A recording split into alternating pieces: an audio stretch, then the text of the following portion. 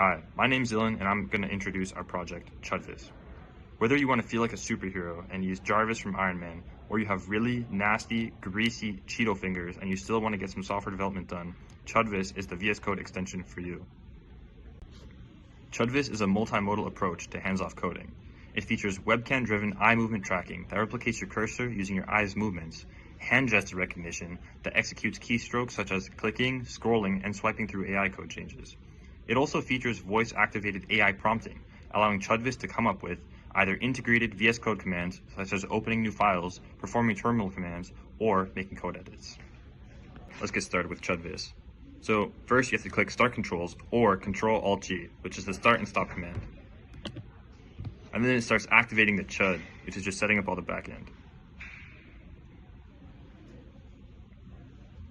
Now you can see that it's actually following my eye movement. So when I look around, this is actually following my eyes as the cursor, and I'm completely hands-off right now.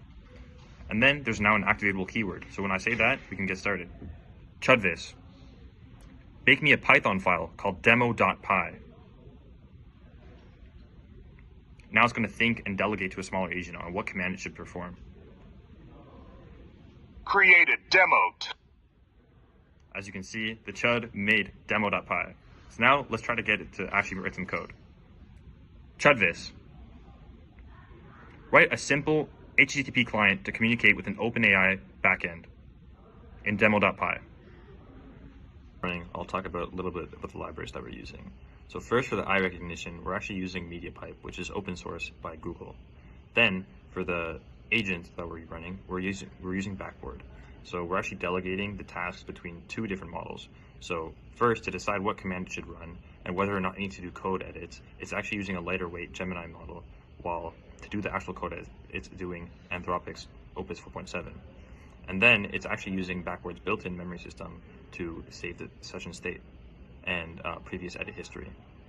For the text-to-speech and speech-to-text, it's using 11 Labs. We've actually created our own models using their generated voices. So that's why when the voice speaks back to you and confirms its changes, it sounds like a real chud. Now I'm going to sample doing the scrolling and some of the hand gestures. So to actually do the hand scrolling, you just put your hand out and then you can scroll like this. So then you can actually navigate your code changes and see if anything needs to be fixed itself. And that's just one example. You can actually use your other hand to go through different files if needed, and you can navigate through many different files all at one time. In fact, you can even ask the agent to open different files if it's more difficult to do so. Thank you for listening to this demo.